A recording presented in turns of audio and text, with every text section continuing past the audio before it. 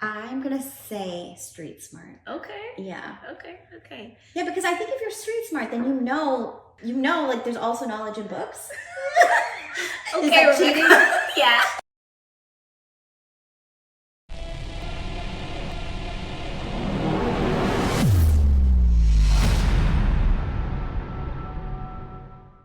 Hey, Rebekah. Hello. Oh my gosh, I'm so excited that we're finally sitting down to chat. Yes. I'm doing this series called Your Legit Business, and so we're here to chat about your legit business. Yes.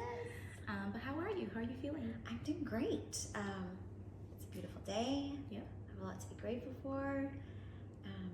Yeah, I'm doing great. How are you? I'm good. Yeah. I'm doing okay. I'm really just ready to dive into our chat. Yes. So I do know that you grew up with a lot of musicians in your family. I know you sing. Can you sing? Like just a little. Really? You have a beautiful Oh voice. my gosh. I don't know what do I sing? Just put me on This little light of mine. This little light of mine. Ooh. I'm gonna let it shine. Y'all hear that? This little light of mine, I'm gonna let it shine. This little light of mine, I'm gonna let it shine. Let it shine, let it shine, let it shine. Yes, I would have joined you if my voice was. Yeah, the harmony part. Yeah, I don't know about that. Maybe the listeners can join in. Yeah, you have such an amazing voice, Thank so you. beautiful. Thank you. So I do know, music school. You went to music school. You thought you were gonna be a musician or singer. Yeah, I mean, so my family, like you said, my whole family, it's like music for generations. Like 90 to 95%. No, like if you're in the family, you're Really? Yeah. Some type of music. you're playing an instrument, you're Okay, singing, Okay. you're composing, whatever. Like, Okay. but and it's been like that for generations, on both sides of my family. And so just growing up, it was just kind of like this expectation. Maybe like it was an unspoken like, well, we all sang. Mhm. My parents are ministers, so we grew up traveling and ministering in churches and singing and all of that. So yeah, I think I have a lot of other older siblings who are doing things with music, so I just kind of felt like that's what I was going to do as well. And then growing up in school, people just kind of knew that I sang, so it was just always this thing of, oh, so you're going to college for music, right? Or you're gonna do this with music, right? And I didn't know, so I was like, yeah, So that's you what did I'm go. doing. So Yeah. you did go to college. So I went to for- music school, Okay. and that's what my plan And was. so you transitioned though. Why did you transition? Yeah, so I still love music. It's so much a part of who I am. But it was my junior year in university where I started working at a music school, Mm-hmm. and I started working with the younger kids, teaching piano to like 3 to 8 year olds. Mm-hmm. And that's not what I was planning to do. Like I actually was like a vocal major. I was planning to do things around singing and things like that. And then when I was working at the school, I just loved working with the kids so much. And I actually kind of thought like everyone works well with kids. I just kind of thought like, well, we're humans. We all work well with kids, But then it was the feedback that I was getting from the parents that made me feel like maybe I have something unique. Not obviously like tons of people are good with kids, but maybe I have something that's not just normal for everyone. Unique to you. Yeah. Yeah, And yeah. so I had a lot of parents saying like how excited their kids were to come to the lessons and how much they were learning, and they couldn't wait to come back. And I started doing all kinds of work with the kids around like, let's write your own song. Like, what's going on in your heart? Like, what do you want to write Wow. about? And yeah, And it you was just. stood on tables and. Oh, when I was growing up, I used to. Growing up, all of us kids, we would play church, Okay. or we'd put on concerts. So we would practice these songs, and we'd actually like take light bulbs, color them in for different colors, and we put on concerts for the family. And So you transitioned that into teaching the kids?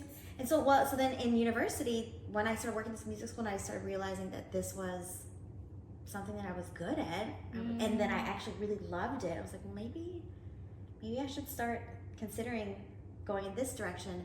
And the other thing for me is that as I was, majoring in music, a lot of the classes that I was taking around music, I actually didn't really enjoy. which is crazy because I love music. Yeah. But it was more about like I guess like the theory side of it and like the breaking it all down. I know that's important, but for me it was just like, that's not, I used to say like, I want to just paint freely. I don't want to like paint by number. I don't want to like have it so prescriptive. You know, it's interesting because I told you I'm doing this series, and I've spoken to some people about the classroom and what was translated into the classroom, into the field of actually doing the work. And actually, I get that a lot, where they say, I didn't want this structure, and I just wanted to go out and do other parts of it. So that is interesting and not normal, or not traditional. Yeah. So then you went into education. Yeah. So teaching. I was like, I felt like I had this crisis of like, well, what do I do then? Because my whole life I've been like, I'm a singer. That's what I'm gonna do. And so I went to a career counselor. I'll never forget. And he had me take all these tests, and everything came back like very high on you need to do things around people. Okay. And so then there was like suggested careers, and under there was, many of them, but one of them was teacher. And I was like, well, I would love that. And I never had really made the connection, even though now when I look back at my childhood, I always loved doing things for the younger kids, like even when I was a kid, so we would have, like I said, our parents are ministers, and so if we had people coming over, I'd want to take care of their kids, I'd want to put on programs, I wanted to so I feel like that was actually always in my heart. I just hadn't made the full connection yet. Yeah. So then you say that you are an educator. Who is an educator? That's a very good question. To me personally, an educator is someone who really desires to see people elevated in their life. Okay. And for me personally, one of the things I often say is, I want my ceiling to be your floor. Ooh. And I want everything that I possibly everything that I possibly can give you, so that you start off here. I want to do that. And I think there's a lot of people who have that mindset. And to me, that's an educator, because you truly want to see people elevate. You want them to grow. And whether that's kids, whether it's, adult learners, that's to me an educator. And with that philosophy comes like the idea then that you're not someone who's offended or what's the word I'm looking for, like defensive or worried about someone else exceeding, because that's actually your goal. So like if I'm teaching you something, for example, I'm not going to be like, well, I hope she doesn't do it better than me. No, I actually want you to. I want to give you everything that I have, and then have you go above that. And to me, that's really the heart of the educator. As I was thinking, or as I was prepping for our conversation, I was actually so excited and intrigued, because I had teachers like when I was younger, I went to school and all that, and I'm like, it's really, and one of the reasons why I do what I do is because I really want to see life from somebody else's lens. So I'm like, I never thought of how a teacher sees life and how a teacher sees their students. And because I have heard, and also for me, that teachers have been impactful in a lot of people's lives, a lot of people that are doing great and amazing things in the world today. A teacher just said one line of like something to them, or put them in a certain direction that changed their lives. And it goes the other way too, where a teacher can actually mess you up. Of course. So I found it to be really interesting. I was like, I really want to know what it's like to see life through a teacher's lens. It's a huge responsibility when you think about it, but it's also such a huge a reward to know that you have the power to impact and shape someone's life so deeply, and especially with kids, because there's a lot of research done that shows that so much of our core beliefs around who we are and our mindset and all of that is actually formed before the age of 7, or by the age of 7. I believe and so parents and educators, influential adult figures in a child's life are so important, because they really, really, they're just sponges. And so it's a huge responsibility too, because you're aware that like on an off day, I really don't want to say or do anything that would deter someone from their potential. Yeah. But on the other hand, it's so exciting to know that you can, just an encouraging word or just making a child feel seen is enough for them to be like, there's a purpose for me to be here.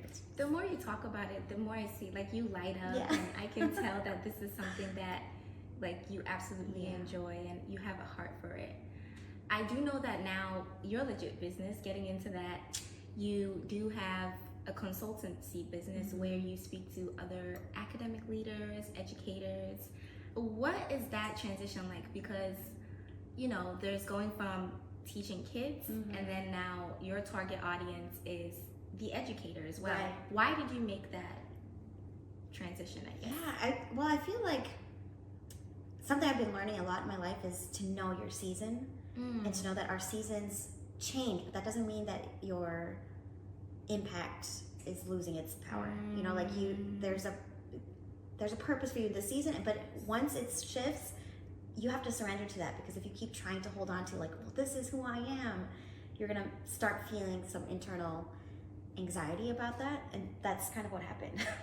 You know, I've been in the classroom for many years, and it was 2018 I just started to feel this shift happening, and I didn't really understand fully what that shift was, because I love, you know, you just said, like, I light up, I love teaching, I love being in the classroom, but simultaneously I was in a leadership position and as the coordinator of this program that I developed, Maracuja, which I'm sure we can talk about.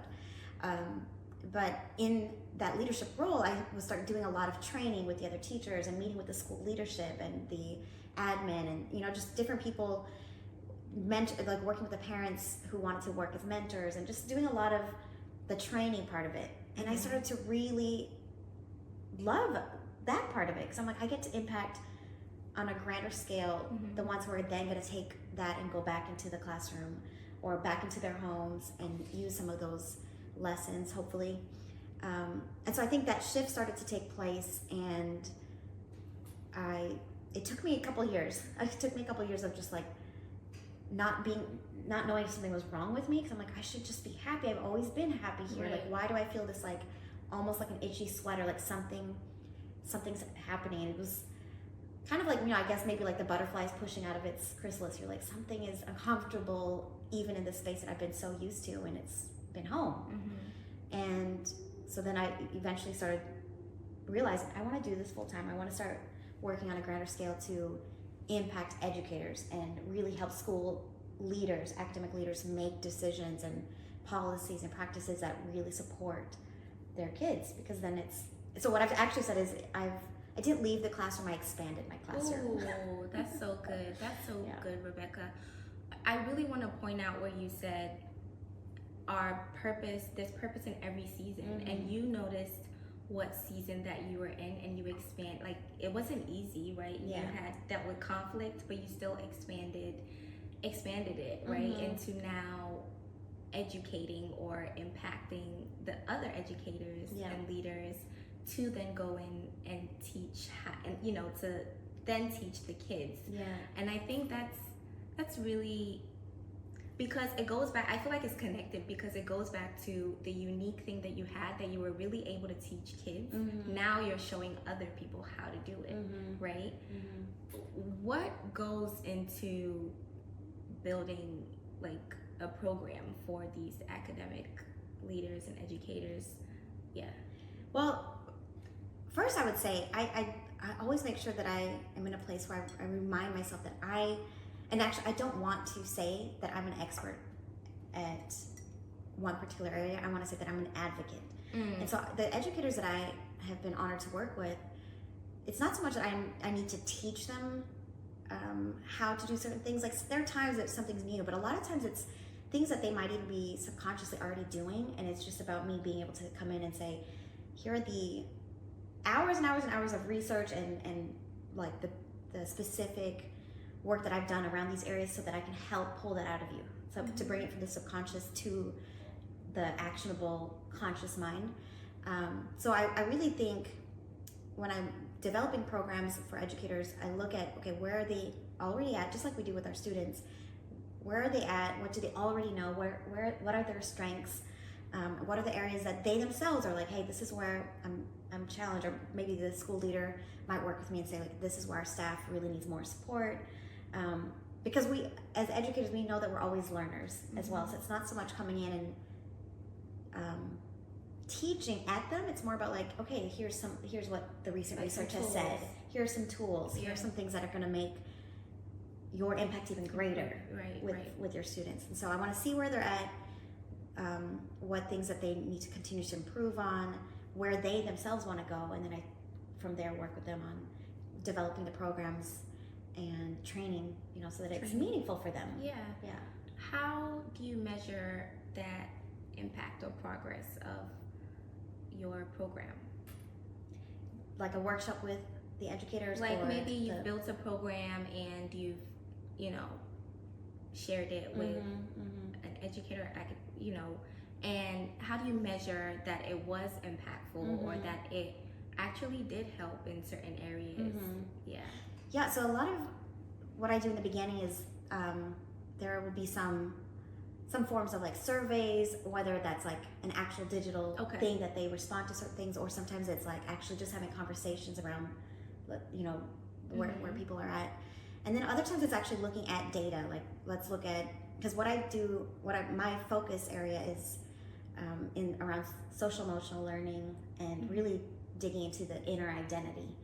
And so with that work, let's actually look at also not just how people are feeling emotionally, how they're doing mentally, but also it is tied to academics. So let's look at some of the data, and then we'll come back to it after a program, after workshops, and look at surveys, conversations. But then also like, have we seen an increase? Is this impacting, are we getting feedback that this is improving things for our students and staff in their emotional and mental well-being? Is it impacting then the academics? Because once you start feeling emotionally and mentally in a better place, it automatically results in a greater ability to memorize and to retain information and to actually like start, taking in the knowledge that we want them to have. So there's a lot of looking at data, analyzing that, but then also I never want to lose the side of just humanity, like conversations, relationship building. Let's look at behavior. Let's look at the behavior before. Let's look at the behavior after. Let's look at just even talking to students. Like, what are they saying? Like, I've had students saying, like, I just like being able to talk about themselves in a more confident way, And that to me, I'm like, that's evidence right there of what we want. I mean, or I'm excited to go to school. Like, that's what I want. I think tapping into a student's identity, who they are, the emotional and mental well-being that's amazing what you do. And I don't know how you do it, that's why you do it. But so then what factors go into the rate that you charge for your program?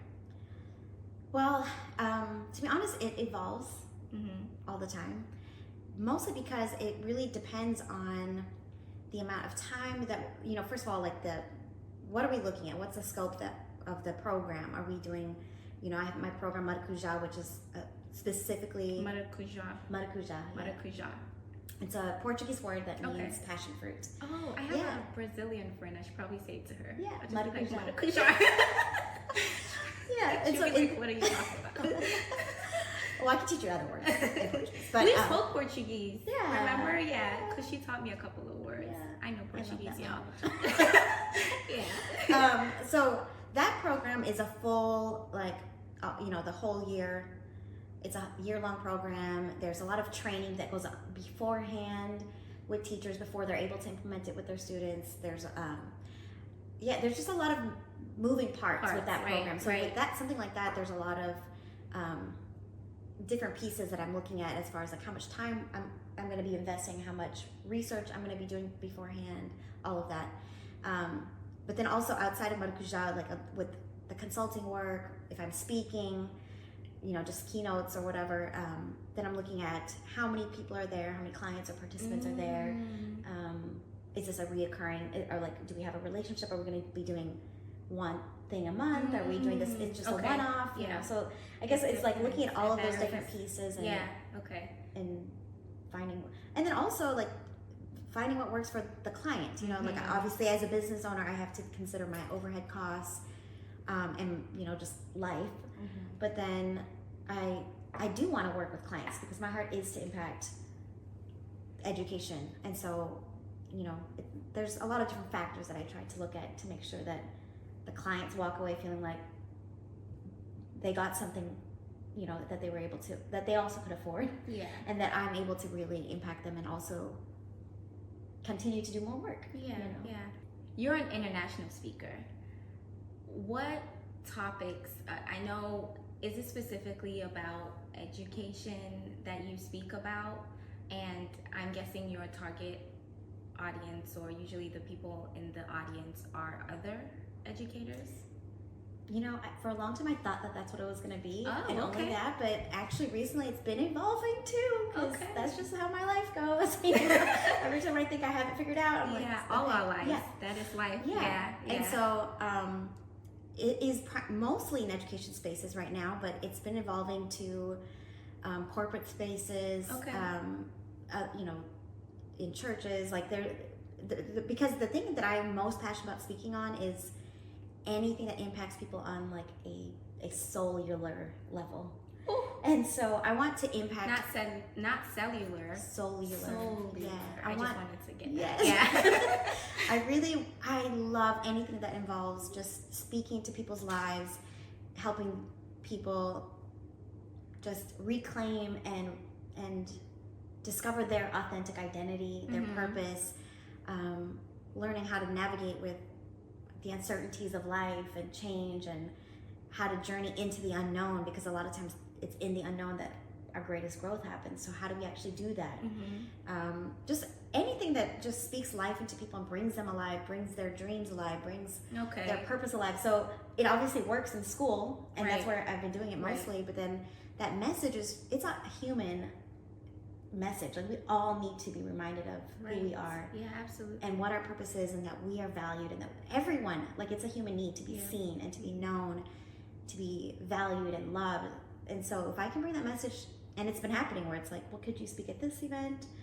And so I've recently just been like, okay, I guess, like, I'm not gonna limit what's happening, and if it's impacting more people, then I'm here for it, you know? Yeah, that's amazing. So, I want to talk about a difficult season and all this, and your journey, a difficult moment. There's something that you always say, which is, and I know you're a traveler and you love traveling, and over the course of 8 years, you were in Brazil and then Belgium.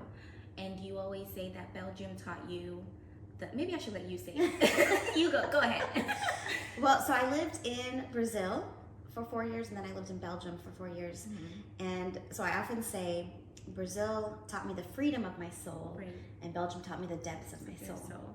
What does that mean? And you know, the previous question, what was a difficult time in your business in this season? So I don't know if it was necessarily because of the place. I think it's, again, about just the season of life that I was in. And I don't think I wasn't consciously aware of that at the time, but at the place that I was in my life when I moved to Brazil, I had been really, for most of my life, just trying to fit inside the boxes that society or family or church or whatever, like myself, like all the different boxes that we try to put ourselves into in order to be who we think other people need us to be. And so it wasn't until I moved to Brazil, and it was just that season of life that I was in, that I finally was like, I need to know who I am, like, outside of these boxes. Like, who is my voice? Like, what is my voice? What am I even here for? You know, obviously as an educator, there's that impact, but beyond that, like, who is Rebekah? Right. Outside of educator, even outside of the daughter, outside of the sister, outside of, you know, all these different roles, like, who am I? And just learning the freedom of being able to make my decisions and stand in them, being able to speak my voice and my opinions, and to not shy away from opportunities or spotlights. You know, there's just a lot of learning how to have fun in the freedom Because a lot of times I think freedom kind of scared me a little. It was like too open, and then sometimes a box feels a little safer because you know you can feel it. Right. And freedom can sometimes just feel like a little too much. So yeah, I think that's the season that I was in. And then in Belgium, something beautiful that happened was that I started to learn like the depths of my soul. And it was more of a season where, and again, I think the timing of what, you know, a lot of things happening in my life, it was just a season of deepening my roots and really solidifying, okay, now that I've experienced and like this freedom, like I can't just be out here. I have to also like really firmly be planted within myself. That's so good. Because there's so much that comes at us in life that can so easily break us and tear us down. And so that season was more about just really, really solidifying, like, what are my core values? What are my beliefs? Who do I want to show up as in whatever context? Like, who am I regardless of who's around me and what's happening? And so, yeah, when I think about it, it's just, you need both. You need to understand the freedom, but then you also need to have the depth. And so that's what I was learning. That's so good. How did learning all of that translate into you as a business owner, showing up as a business owner? I think, like I said, I think I need both as a business owner. I need to be open to so many different ideas and thoughts. I need to continually expose myself to that freedom and live in that freedom. Okay. But then I also need to have my roots firmly planted in, because there are several days where you're, as a business owner, right, especially when you're an entrepreneur and you're doing something on your own, there are a lot of times that the doubts come and the questions come, and then you're not getting as much feedback because, you know, being in a work environment, you're always around people. So there's a lot of times that you're just like, should I be doing this? Like, am I doing this right? Like, am I being irresponsible? Am I being this? I mean, like, there's all this self-doubt. And so that's when I have to really lean into my roots and the depths, you know. I really love that. It's just laying a foundation of, you know, values and what you're rooted in, so that no matter how far and wide and however you expand, you're still, that's so good as a person and as a business owner. And yeah, that's good. That's really good. Sometimes at the end of the day or week, I'm like, what did you do? The principle of marginal gains, getting better by 1% consistently over time, can lead to tremendous success. I partnered with Skillshare to create a course that gives you the tools to be less busy and more productive while attaining your legit goal, a goal that is true to you and the season that you're in. Click the link in the description box below to get 30-day free membership on Skillshare on me. I hope it helps. Yeah, so you did mention that, you know, as a business owner, an entrepreneur, it's not every day you feel like showing up, which is true. And so I always say that, yeah, sometimes we know what we should do, or we know what we know, but we're not always applying what we know. And so what are the small behind the scenes things that you do that have you showing up consistently for you and just as a business owner?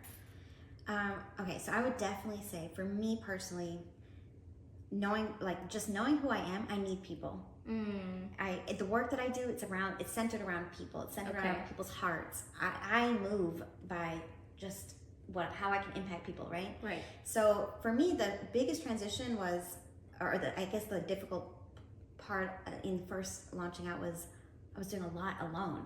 There was a lot of alone in the office, a lot of alone in the cafe, a lot of alone. And so that's when like the voices of doubt were like the loudest, because you're always criticizing, you know, critiquing and taking apart what you're doing. And so what I've started to put into place, or what's really been helping me, is to have accountability partners. So I have a group of women specifically who we are checking in with each other almost on a daily, like I would say on a daily basis. There's some kind of like WhatsApp chat.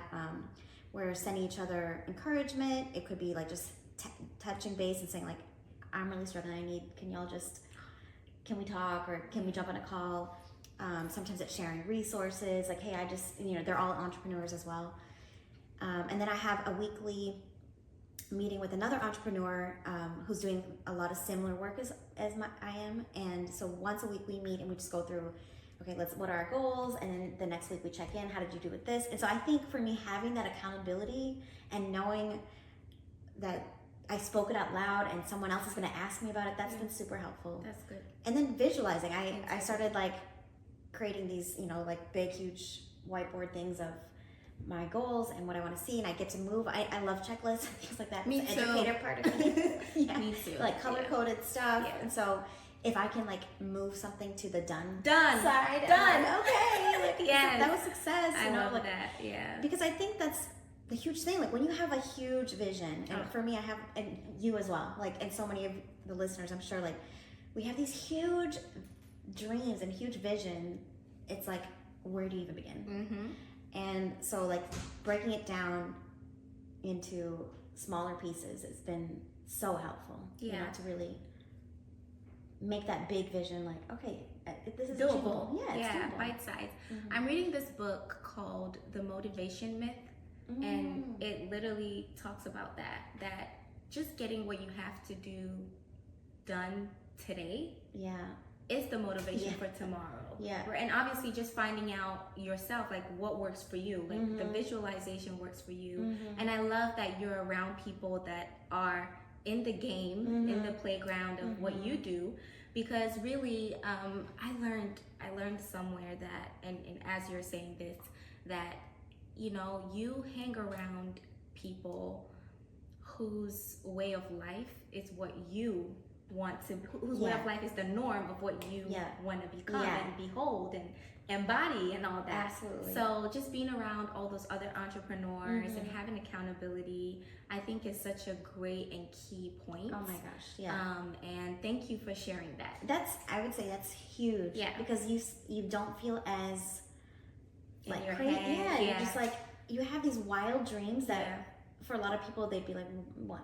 Yeah. But then to be around other people who have these wild, outrageous dreams, it's like, this is home. You get me. Yeah. And suddenly your things feel possible because they're like, oh, we're all climbing mountains. Right. Like, what are you bringing in your backpack on this journey up this mountain? It's not saying, why would you do that? Why would you climb up that mountain? It's more of, oh, hey, make sure you bring some water, make sure and you're like, okay, so we can do this. We can, it's possible. Environment really matters. It's really important. Well, thank you, Rebekah. Is there any last words you want? I would love for you to speak to a fellow educator and what you would love for them to know, or in their journey. And to a fellow educator, I mean, I would say one of the biggest things that we need to remind ourselves, and I would say this is actually for anyone, but especially those of us who live, like our purpose is to pour into others. And we're giving a lot. It's so important. I know it sounds kind of cliche, but it's so important to make sure that you are being poured into.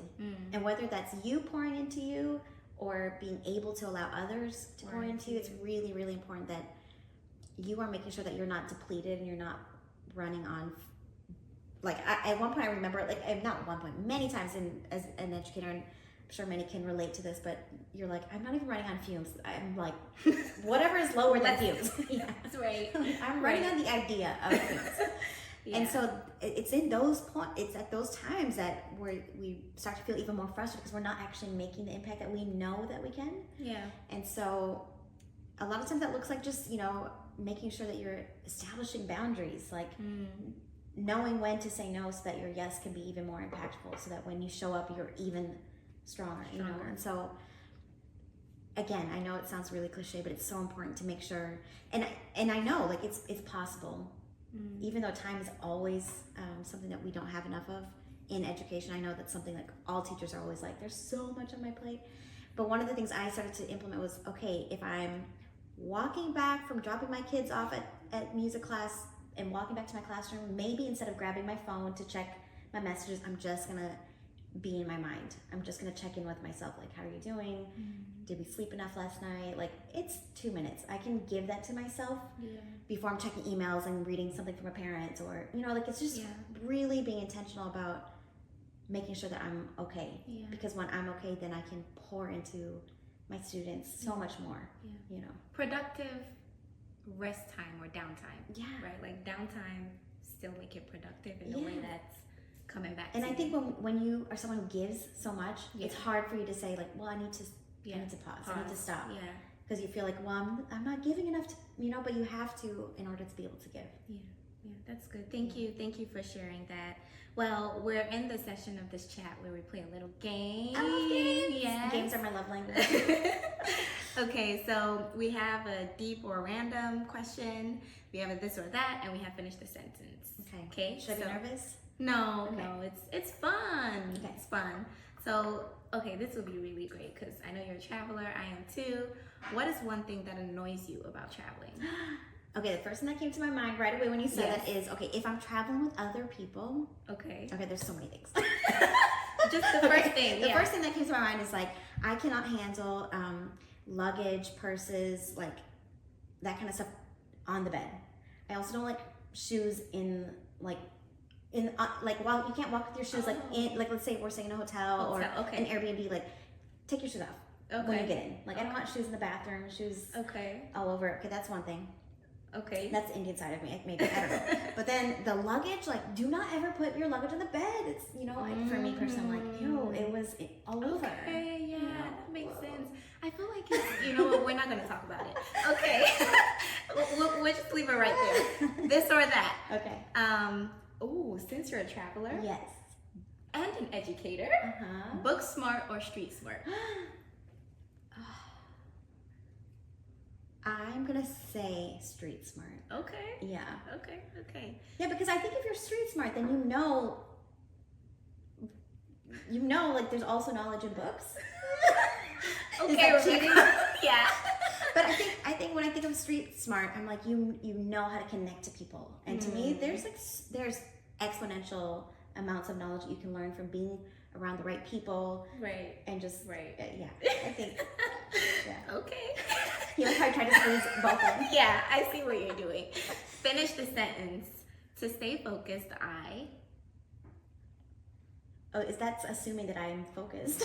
Oh my goodness, Rebekah. Okay. To stay focused, okay. So one of the things I realized I needed to start doing was at night before I go to sleep, again, it goes back to not being on that phone.